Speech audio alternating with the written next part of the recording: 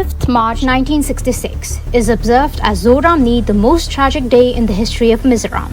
On this day, the Indian Air Force carried out an alleged airstrike in Mizoram, killing multiple lives and completely destroying the four largest areas of the city: Republic Veng, Hemche Veng, Dorpui Veng, and Chinka Veng.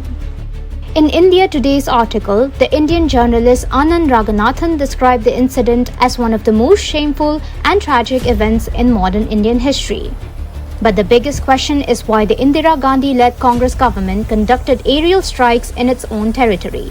As per the Economic Times report, on 28 February 1966, the Mizo National Army declared independence, revolted against India, and a great rebellion erupted across the region. Certain parts of Mizoram were taken over by the group, and military was driven out of the area.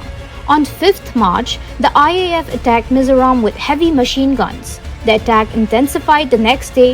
The IAF started dropping incendiary bombs without batting an eye. Ironically, the entire nation knows very little to nothing about why the people of Northeast suffered on this particular day. The Indian government, with late Indira Gandhi at the helm, played mute for a long time. But as per India Today, the bombing was ordered by Indira Gandhi herself. When questioned, Indira Gandhi declared that the IAF was sent to deliver rations and soldiers. But the question is, why would the Air Force sent to deliver packages launch an airstrike?